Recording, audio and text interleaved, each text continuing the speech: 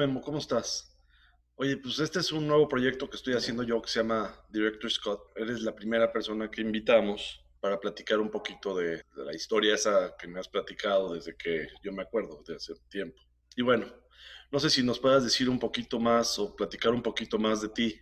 Mira, fíjate cuál es la diferencia de mi vida.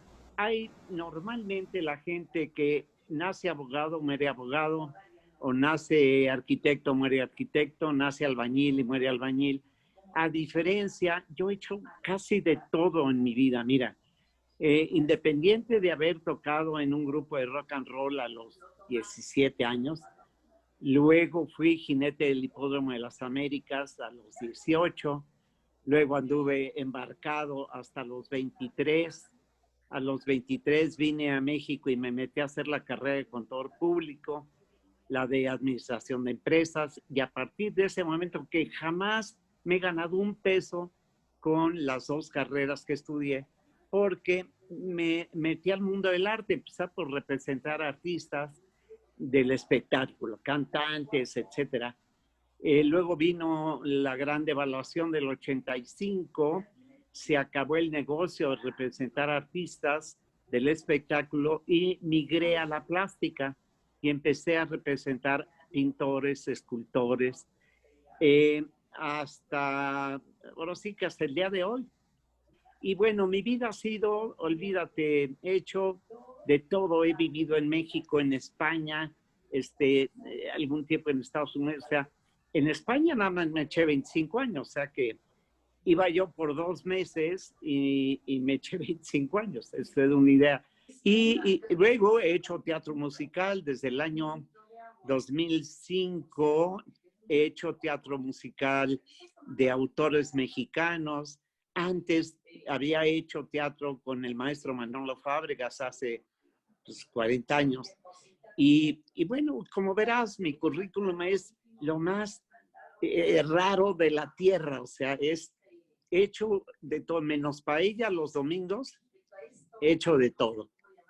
Y bueno, en los barcos me pasó un poquito lo mismo. Yo caí en los barcos de casualidad y ya que me subí a un barco, me empecé a involucrar. Fíjate que hace 50 años en la Marina Mercante, tú podías hacer la carrera arriba de un barco.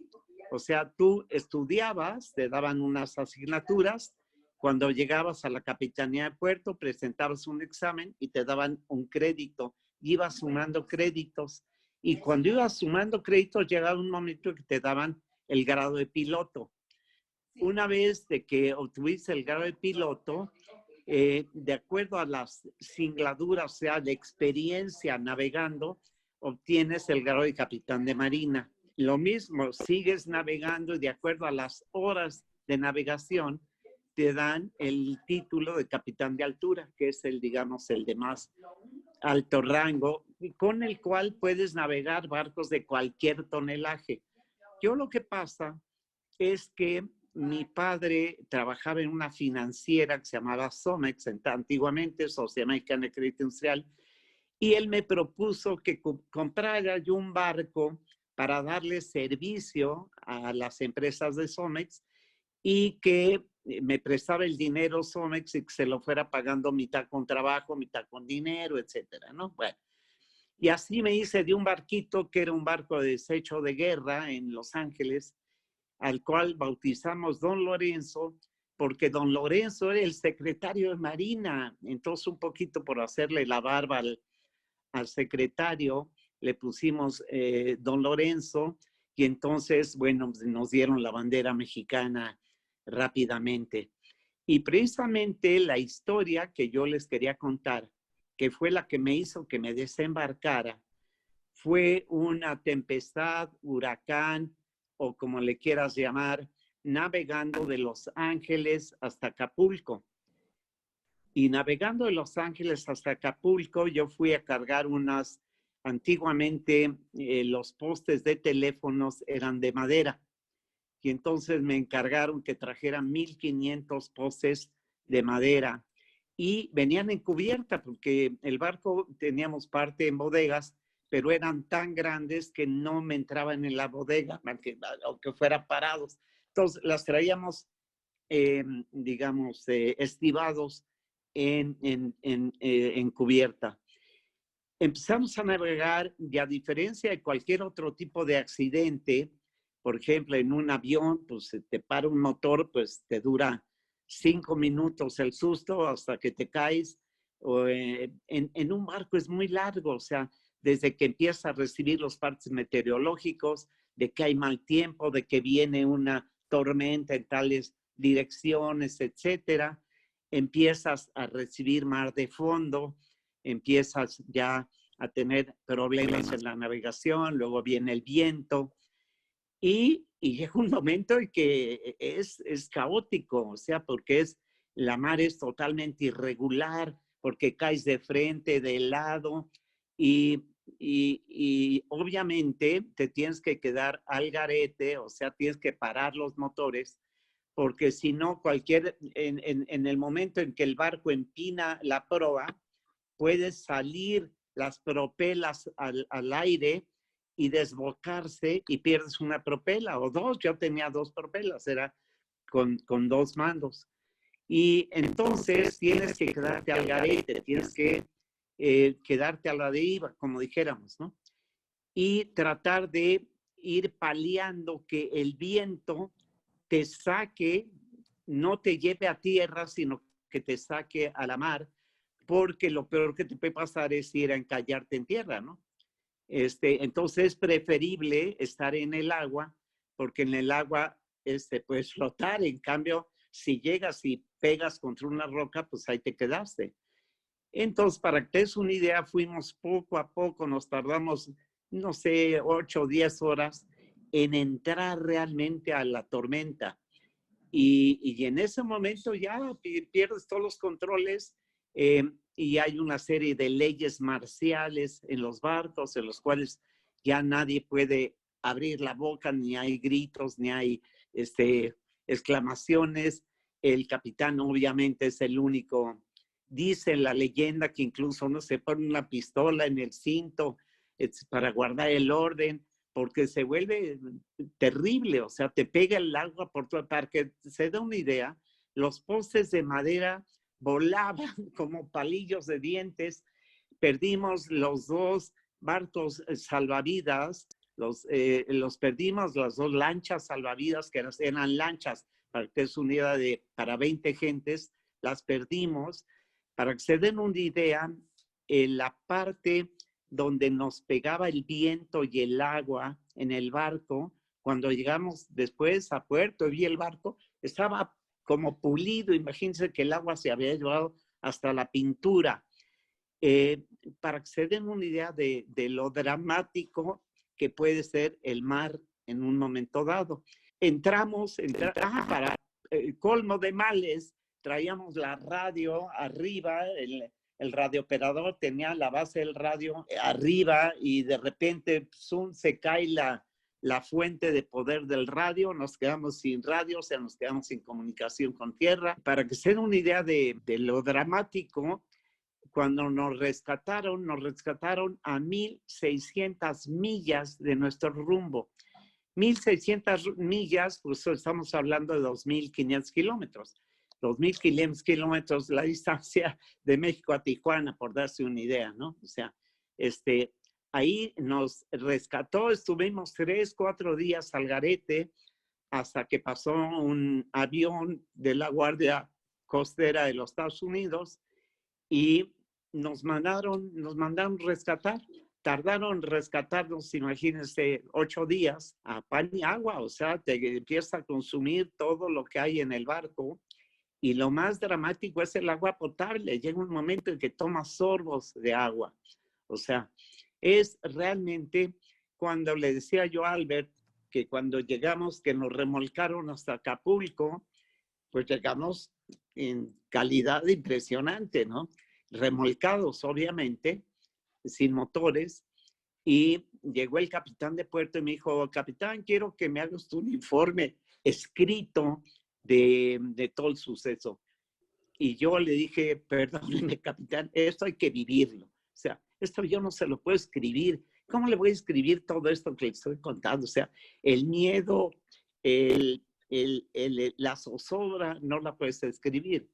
O sea, hay que vivirlo. Y bueno, llegué a Acapulco. En Acapulco me dijo el capitán de puerto, bueno, capitán, pues vaya, despeje usted la cabeza un poco y usted me avisa cuando se quiere volver a embarcar y pues vemos qué hacemos.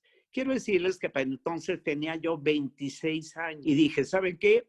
Hasta aquí llegó la aventura. Me vine a la Ciudad de México, no se me ocurrió mejor cosa que meterme a estudiar la carrera de contador público en la Escuela Bancaria y Comercial, porque era, a mi juicio, lo más tranquilo posible. Disciplinadamente hice toda la carrera. ¿Y qué año fue esto de que te agarró la tormenta? ¿Te acuerdas qué año fue? Sí, pues mira, tiene que haber sido el año 62, échale cuentas, ¿no? Son muchos años. ¿De dónde venías tú? ¿De qué parte de Estados Unidos? Yo venía de Los Ángeles y mi destino era Acapulco y la tempestad me tocó, digamos, a la altura de las Islas Marías. Este tipo de barco se llama barcos de cabotaje. Tú vas navegando cerca de la costa y vas costeando.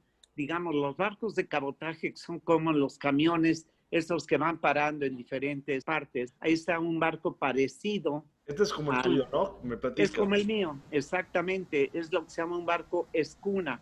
El barco escuna se caracteriza porque todos los, digamos, el puente de mandos, etcétera, está en la popa y bodegas y maniobras están en la proa. ¿Tú ibas lleno de postes hasta entre los dos postes esos que se ven? Exactamente, yo estaba a tope de postes de madera, imagínate, 5 metros de alto. 5 metros de alto es un edificio de 2 pisos. Si te fijas, el puente de mando de este barco debe estar a unos 8 metros o 10 metros de la zona de bodegas. Y entonces imagínate que 5 metros, no se has visto cómo navegan los barcos con contenedores. Van hundidos, ¿no? Bueno, cuando está Exacto, lleno, sí. este se hunde casi, ¿no? Sí, mira, este barco que tú me enseñas va prácticamente sin carga. La línea de flotación, si tú te fijas, está por encima del agua. Sí. Esa parte marrón que hasta ahí tienes tu línea de flotación. O sea, el barco lo más cargado que puede ir es hasta donde se cubre la línea de flotación, hasta donde llega lo gris. Y normalmente son máquinas diésel, ya no existen los barcos de vapor, ya ni en mi época había barcos de vapor. Si te fijas, hay unas lanchas salvavidas en la popa. Esas lanchitas salvavidas volaron, bueno, esas volaron por como acá, estas de acá. Eso voló como papelos. Fue de lo primero que se llevó el viento. Y el agua te pega con fuerza. Y luego, no sé si has visto una imagen de Leonardo da Vinci en que vas con los brazos levantados y las piernas, y así es como te vas deteniendo para no caerte, man. ¿Y cómo veías? ¿Veías tú que venía la tempestad? O sea, ¿tú viste el huracán enfrente o cómo estuvo? Sí, sí, claro. Tú cuando empiezas a ver los partes meteorológicos y te van avisando y el radar, etcétera, y resulta que empieza a ponerse negro. ¿Tú has visto cuando hay una nube negra que va a caer una tormenta? Pues imagínate que todo tu horizonte es negro. Y tú vas en esa dirección, no le puedes meter reversa. Dependiendo del hemisferio en el que te mueves, los huracanes van como las manecillas del reloj o al revés. En el Pacífico, tú tienes que ponerte a la cala del huracán que te saque, no que te meta. ¿Ves? ¿Y tú no te avisaron de Puerto que estaba el huracán o en ese Claro. cómo era? Tú vas oyendo el parte meteorológico permanentemente. Tú vas oyendo un reporte meteorológico de en tal latitud se encuentra el huracán y va a tantos millas por hora en dirección a tal o cual. Lo vas oyendo, te vas dando cuenta de que vas en esa dirección. ¿No puedes hacer nada? ¿No te puedes voltear y regresar o algo? No, porque ya me gustaría que pudieras nada. O sea, te digo que llegas a un momento en que te quedas al garete. O sea, tienes que paras las máquinas y a donde te lleve el viento. De lo que se trata es salirte del problema. Y todo esto que te cuento son horas, Albertito. O sea, me mandaste un video, déjame ver si lo puedo poner. Sí. Porque en esa época no hay fotos ni nada de esto del cuando sucedió, ¿o sí? No, no, no, no, qué va. O sea, eran épocas, pues mira, quítale 50 años al día de hoy, o sea, tecnológicamente, o sea, en todos sentidos. Sí, aquí es donde te empiezas a topar con una mar de fondo, Ajá. una mar gruesa, y esta mar de fondo ya no tiene reversa. O sea, ya simplemente es ir aguantando el trancazo y aquí le está pegando la mar, le está pegando de proa, pero de repente el barco se inclina totalmente. Se inclina de un lado, luego se inclina del otro. Y entonces ahí pues, Mira esa eh, ola. ¿Así te llegaron no, las no, olas? no. Claro, sí, en la mar dicen burros. O sea, es un burro marino y entonces son esas olas terribles que sabes que te van a, a pegar de proa o te pegan de lado. Y entonces si te pegan de lado te vas totalmente sobre tu costado, el barco tiende a enderezarse, te enderezas y entonces caes de frente, luego se levanta la proa, bajas la proa puede bajar, digo, en un ángulo muy, muy grande, o sea, realmente, digo, y ahí no se ve demasiado, porque Ahí, no se ahí nota no se ve demasiado. pues es que no notas el viento, Albert. Esto obviamente no es un huracán, esto está leve. No, no, te digo, es una mar de fondo, es una mar gruesa, pero aquí no notas los 200 kilómetros por hora del viento, man. A ver, Fíjate los contenedores donde los lleva este barco, a ¿no? ver, este está más. Ajá. O sea, tú ibas así, pero iban volando los postes. Sí, los postes salían volando. Y luego el barco, desde antes de cuando empieza a tener mal tiempo, lo tienes que cierras todas las ventilas. El barco se queda a oscuras porque las ventilas llevan una tapa de acero que se sella y entonces, además, para colmo, te quedas a oscuras. ¿Ves? Y bueno, pues mira, efectivamente es complicado porque tú le preguntas a un piloto, por ejemplo, la famosa película del piloto que tuvo que amarizar en el río Hudson, y pues sí, te cuenta los momentos dramáticos y pasó 20 minutos muy dramáticos pero aquí te echas 8, 10, 12 horas muy dramáticos dentro y luego caes en una calma chicha en la que tienes que esperar a que alguien te venga a rescatar, porque no puede ser nada. Ahora sí que voltear para el cielo, nada más. Son cosas que dejan marcado, pues, para siempre y que no se olvidan. Yo puedo decirte que hay ocasiones en que sueño Ya, con este esa sí está bueno. situación. Creo que este está más de lo que dices, a ver. Mira, ahí, por ejemplo, lo que te decía, ves cómo el barco va de un lado para el otro, ¿ves? O sea, eso está leve con lo que tú viviste o es de ese estilo. Pues es del estilo, es del estilo. Lo que pasa es que en mi caso mi carga era distinta y llevaba yo una gran ventaja.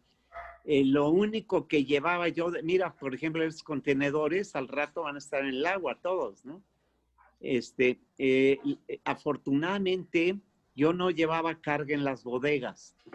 O sea, eso me daba cierta, nada más llevaba, digamos, la carga de gasoil, digamos, de combustible, ¿no? Pero mira, ahí, imagínate eso, llévatelo al puente de mando y en el puente de mando, pues que no puede ser absolutamente nada, o sea, y además te va pegando en los cristales, te va pegando el agua y el viento, ¿no? O sea que esto, pues te digo, tuvo mucha suerte el que lo filmó, porque la verdad es que luego no ves nada. Eso se aproxima más, te digo, a lo que nos tocó, a lo que nos tocó vivir. Este parece un barco petrolero, es un petrolero. Si te fijas, está a base de tuberías para cargar y descargar los tanques de petróleo. Y luego los petroleros, sabes que siempre con el riesgo de partirse a la mitad, porque es muy difícil, porque el petróleo tiene más movimiento que la carga, ¿ves? No, sí, por eso se mueve de lado a lado así tan drásticamente. Exactamente. Y aquí ya están en un crucerito. Este es un crucerito. Exacto. Y en el crucero ve cómo se le sale el agua de la piscina. Ah, pero eso está leve, ¿no? Ahí no. No, esto no es No, los nada. cruceros ya no se acercan a las tormentas, vamos. No, no, no, no. Además, un crucero pesa 30,000 toneladas. O sea, ¿Cuánto pesaba tu este, barquito? 1,500. 1500. Bueno, 1,500 para la toneladas. época. Bueno, pero pues, ¿y cuánto cargaba? ¿Cuánto le cargaste de postes? ¿Cuántos postes llevabas? No, pues llevábamos de postes, habrán llevado 1,200 toneladas. Y, o sea, el barco, su capacidad era para 1,500 toneladas de carga, más obviamente el combustible, más el peso propio del barco. Pero digamos que el barco se cataloga por su capacidad de carga. O sea, un barco de 20,000 toneladas puede pesar 30,000 posiblemente, ¿no? Mi barquito de 1,500 toneladas haber tenido una tara de unos 2,000, 2,100, una cosa así. No, y Eh, me platicabas que se te voló que se volteó y que le echaste reversa o no sé qué y que se voló una de las hélices, ¿no? No, es que mira, en esos momentos en que el barco se empina, si traes los motores caminando, sale la popa y las propelas, cuando ya no tiene la fuerza del mar, se desbocan. Y si se desbocan, corres el riesgo que me pasó a mí de que se vuele una propela. Tú imagínate que la propela está hecha para ir contra la fuerza del agua. Cuando se levanta el barco, queda la propela al aire. Y esa propela, si venía trabajando, Como helicóptero. como helicóptero, sí. Entonces, una de mis propelas salió volando. Con lo cual, me quedé con un solo motor, digamos, ¿no? Pero sin poder hacer gran cosa. Realmente es una situación bastante complicada. Yo no sé en la actualidad cómo funcione.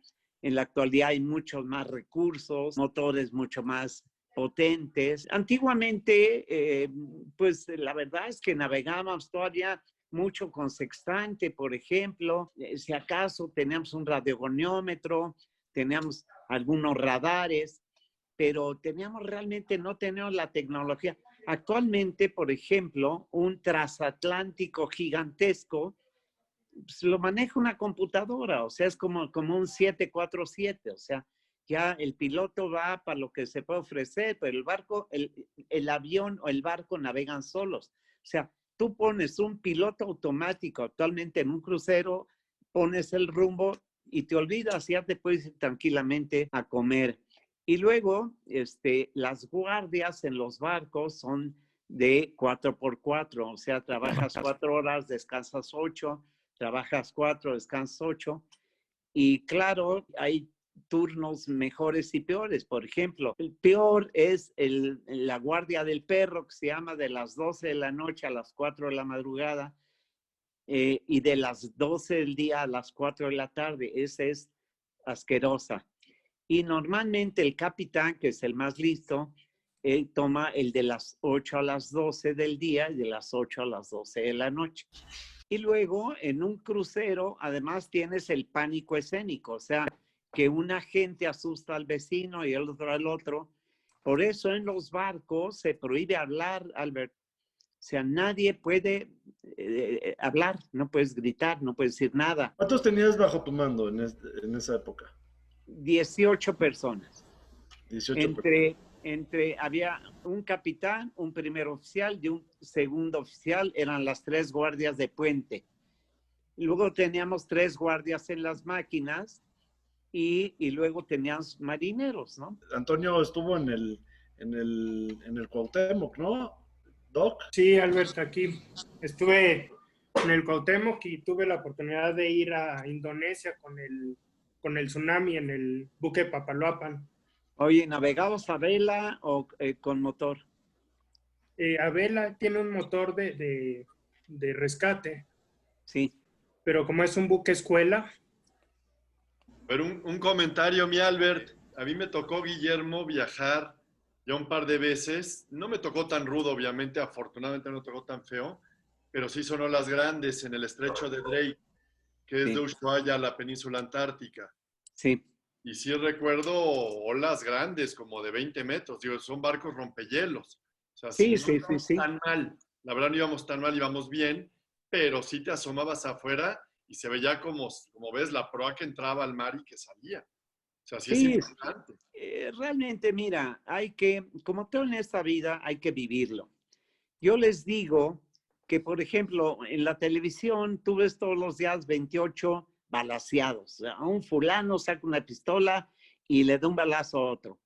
Y lo ves hasta normal. En cambio, un día lo ves físicamente y no se te olvida en tu vida. No se te olvida el sonido, la actitud, etcétera. O sea, tú puedes ver mil cosas. La televisión, el cine nos quita la realidad, realmente nos quita el sentido de la realidad. Pero el día que ves una enfrente de ti, ahí sí ya no se te olvida nunca. Entonces tú puedes ver todas las películas que me cuentes de lo que nos está pasando, Albert, en este momento. Y sí, pues te puede impresionar, no. Súbete al barco y pásalo y acabas con los músculos adoloridos, o sea, porque el esfuerzo que vas haciendo con los brazos y con las piernas para no caerte, o sea, es tremebundo y eso multiplícalo 8 horas, por ejemplo, ¿no?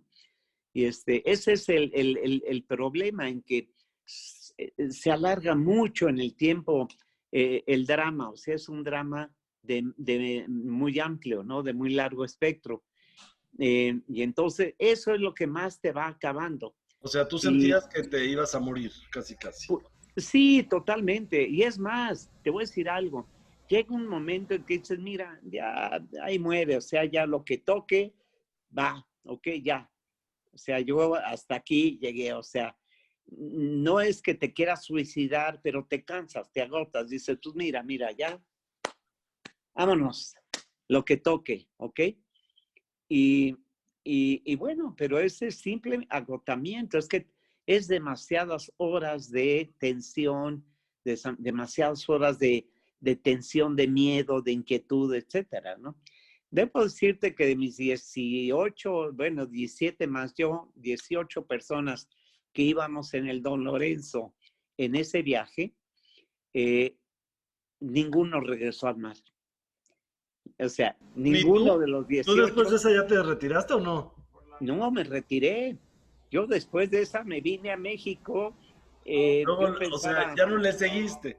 ya no le seguí, yo pensaba, dije, bueno, me tomo un año sabático, despejo la cabeza. Y no, mano, ya no. Ya no volví al mar, verlo está lindo, pero no pongo un pie en el agua. No, le tengo mucho respeto, mucho respeto. La verdad, sí, ha de ser algo muy difícil, ¿no? Pedro, tú que eres también como marino, ¿has vivido así, algo de ese estilo o no? ¿Te acuerdas del huracán Andrew? Sí, claro. Yo estaba a la mitad del Golfo de México cuando pegó. Ah, pues fíjate, o sea que tú ya sabes de lo que estamos hablando, Sí, ¿ves? sí, me tocaron esos burros de agua precisamente, de que sube el barco, y está hablando de que fue una camaronera, ¿eh? Una camaronera 7. Yo Ah, estaba de fíjate, prácticas, yo estaba de sí, prácticas sí, biológicas. sí, Sube el barco, llega a la cresta de la ola y uno ve sí, a los ambos lados el abismo. claro, Y sí, luego sí, uno está en el fondo y ve de este lado y del otro lado muros de agua. claro, Y, sí, este, por y, supuesto. y el estado Y mental es precisamente eso, miedo, miedo, miedo, miedo. Y llega un momento que dice, ya, que claro, pase lo que tenga que pasar. Me impresionó lo que dijiste. Y luego para acabarle de moler, tiempo después pasan esta película, la de la tormenta perfecta. sí, sí, sí, sí, Me sí, puse verde. claro. Bueno, yo te digo, yo veo los vídeos que le mandé a Albert y se me eriza la piel todavía, ya han pasado Sí, 50 años, o sea, no fue ayer ni antier, o sea, todavía lo recuerdo con pavor, o sea, digo que hay veces que tengo pesadillas en ese sentido, ¿no? Oye, y una pregunta, para llegar a ser capitán de una embarcación de este estilo, porque Sí. yo en esa época, yo creo que estos eran los barcos más grandes que había, ¿no? Sí, sí era un barco grande. Tú me decías, ¿qué se hace Para para ser llegar a ser marino? capitán, para llegar a ser Mira, capitán. actualmente ya tienes que pasar por la escuela naval, digamos, mercante. Hay una en Veracruz, la más famosa, y otra en Tampico, donde los alumnos de la escuela de la Marina Mercante salen con el grado de pilotos.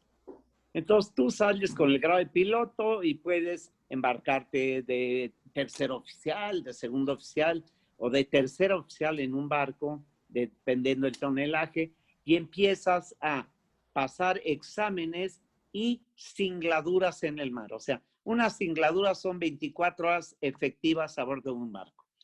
Y empieza a pasar horas, como las horas de vuelo de los pilotos.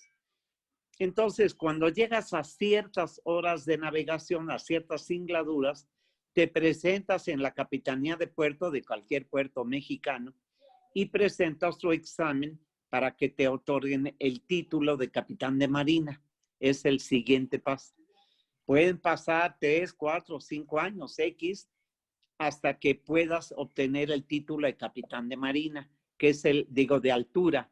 El capitán de altura es el equivalente al almirante en la marina militar, ¿no? O sea, el capitán de altura es el grado más grande, no hay más. O sea, el capitán de altura ya puede llevar un barco de cualquier tonelaje. Mira, ahí tenía yo nada más, híjole, ¿cuántos años menos me echas? Como 5. Sí, ¿verdad? Sí, ahí fue cuando obtuve el título de capitán de altura. O sea, todos los sargazos que ven en la gorra dorados son de capitán de altura. Este es tu uniforme de capitán. Vamos. Es mi uniforme de capitán, exactamente. Ese es el del título, cuando me dieron mi constancia, mi certificado. Ahora, pero también es difícil, no nada más son las horas, porque me imagino que también hay muchas destrezas que tienes que llegar para poder ser capitán, porque si no, cualquiera podría ser capitán, ¿no? Sí, se llaman créditos. O sea, ellos te dan, a ti te da la Secretaría Marina, te da una N número de créditos que tienes que cumplir, de materias. Entonces tienes que ir presentando cada materia en la Capitanía de Puerto. Te asignan a un sinodal, a un instructor, a un maestro, te hace por escrito, o muchas veces te hacen 5 preguntas y te dicen, ala, pues venga, y te firman y te van firmando tus créditos. Todos esos créditos que son materias, cuando cumples todo el ciclo de materias que te fue asignado, entonces puedes presentar tu examen para capitán de marina o capitán de altura. Y entonces obviamente tienes materias relativas a carga y descarga, almacenaje, flotación, bueno, ya no, por descontado está navegación. No te metes mucho en máquinas porque eso es otra profesión, o sea, que es el ingeniero naval. Ese ya es puede ser jefe de máquinas o puede ser ingeniero mecánico naval, y eso es el tema de las máquinas. Ahora, me mandaste este otro video también. Sí, ese tiene más tipo de guardacostas, fíjate, por el estaba tipo de barco. Estaba viendo cómo brinca. Sí. Y estoy pensando que puede ser o sea, como el de Pedro que dice que estuvo en el... Sí, el camaronero. ¿Así era más o menos? No. Un camaronero no, es un te pongo una barco foto. chiquito. No, pero digo, ¿así eran los clavados que se echaba o no? Sí, sí. claro. Sí. Se ve impresionante. Sí, tal cual. ¿Te fijas cómo va agarrado la tripulación? Agarrados a 20 Pues, uñas. Se agarran con 20 uñas, claro. Claro. Y, o sea, pero ¿hay alguna técnica en especial para navegar en aguas de este estilo? Pues pedirle a Dios, nada más. No, Jota, o sea, no hay que ir contra la ola o... No, no, porque no puedes. O sea, el mar hace de ti lo que se le pega la gana porque la mar es irregular. La mar no es constante. O sea, a veces te llega la ola de frente y otra vez te pega de lado. O sea, y entonces, pues, mira, ahí por ejemplo, ves cómo cae. Fíjate cómo saca la popa. Y al sacar la popa te digo que tienes esos problemas, ¿no? Esto que tú ves en tiempo real puede haber sido 1, 2, 3, 4 horas así, man. O sea, de plano, 4 horas te aventaste. ¿Cuánto tiempo te aventaste así? No, yo me aventé dentro dentro del ciclón o huracán, como le quieras llamar, 12 horas. 12, 12 horas. desde que empecé a sentir la mar gruesa hasta que quedamos al garete, han de haber pasado 12, 14 horas. Y Oye, luego ahí está el centro del huracán. ¿Llegaste al centro del huracán? No, es lo peor que te puede pasar, porque ahí sí es como tú entras al ojo del huracán y ahí es calma chicha. Tienes un pedazo en que no hay, pero en cuanto te agarra la otra pared del huracán, ahí sí, a volar, chato. Porque ahí sí te lleva, tienes que salirte. O sea, yo por eso me fui 1000 y pico millas de mi rumbo, porque yo lo que hice es que me sacara el viento y me sacara a donde fuera, ¿no? Pero bueno, sí, no se lo deseo ni a mi peor enemigo. Ahí tienes un camaronero, mira. Me lo acaba de mandar Pedro. Sí, ahí tienes Pedro, ¿este es el tuyo o qué? no, pero es muy similar. Es muy similar. Por ahí tengo una foto del barco, pero es parecidísimo, si no es que decir idéntico. Sí, Tienen las plumas, estas plumas, los brazos que tienen arriba, en alta mar las bajan. Y eso sirve bastante para la estabilidad. Sí, Y son sí, golpe tras golpe tras golpe de agua. O sea, así es. claro. Y literal, ¿sí te pusiste la pistola aquí a un lado? ¿Sí llevabas pistola y todo o no? En toda mi vida, en mis 78 años, jamás he disparado una pistola. Oye, me está platicando Benjamín que algo le tocó con una avioneta. A ver, platícanos. Eso fue lo mismo que dijiste tú. Nos subimos a una avioneta en África y nos dice el piloto, abróchense los cinturones, ya nos vamos. Y uno de mis amigos le dice, oye, ¿no nos vas a dar las medidas de seguridad? Dice el capitán, recen. Pues sí, efectivamente. Sí, llega un momento en que, mira, yo tengo una teoría y es, cuando no te toca, ni aunque te pongas. Así Y es. cuando te toca, ni aunque te quites. Entonces, si tenemos tiempo, Albert, les puedo contar una anécdota muy chistosa de ese barco. Resulta que hago un viaje, el primer viaje, cuando yo cojo ese barco en Los Ángeles, les digo que era desecho de guerra, que era un barco hospital. Pues mi primera escala era Ensenada, Baja California, ahí iba yo a avituallarme, etcétera.